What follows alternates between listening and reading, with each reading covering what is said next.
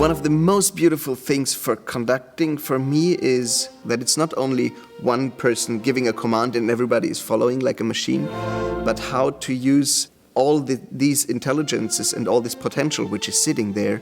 We're somehow here to help them to play better.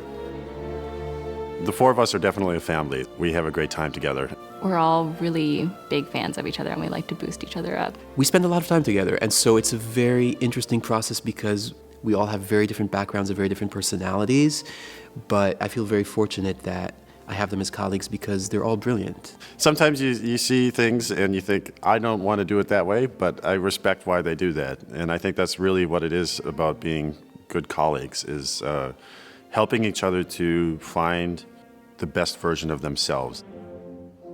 Conducting program here is not about learning how to give an upbeat. That's one part too, but it's seeing the rehearsals at New York Philharmonic, seeing rehearsals here at Juilliard. I think one of the best things about coming to Juilliard has been the level of access that we have to such high quality classical music.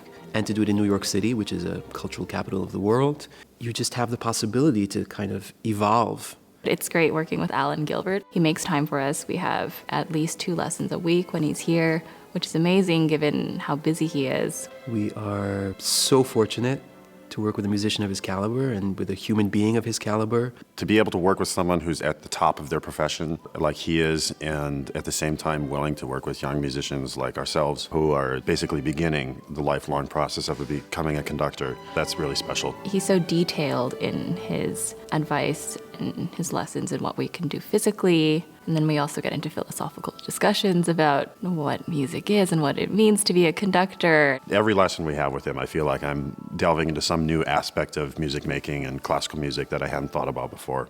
And that's the weird thing of conducting, because you have to lead, but sometimes when it works the best, no one feels that they're being led.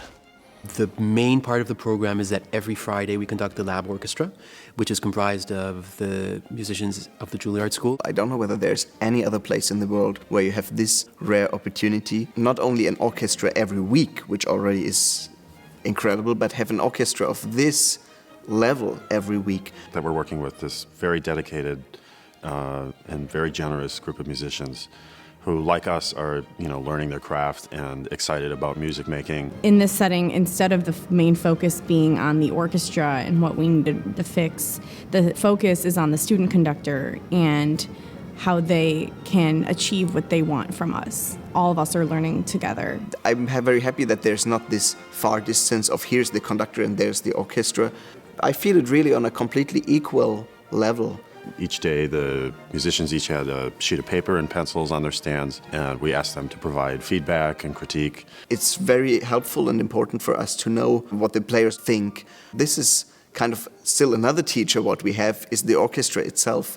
Well, for musicians, it gives us sort of a unique opportunity to get inside the head of a conductor. They're always interested in how we're doing and how we're conducting. We first had a session on the Haydn and Mozart back in September, at the very beginning of the semester. And then we circled back to this repertoire around the middle of November, and then zoomed in and focused very intensely. We actually had 4 full rehearsals that we led the orchestra, and so we really gained insight into how we each saw the different movements that we were doing.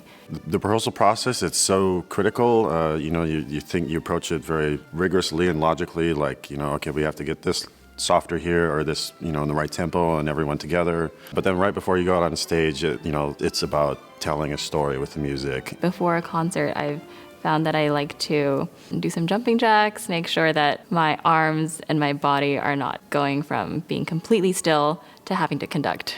A lot of the parts of the piece swirl through your head, and on the other side you try to bring yourself down to connect with the earth, connect with your body, connect with people then in the moment when you go out on stage. So I just kind of try to get in that place where I can really make music with people.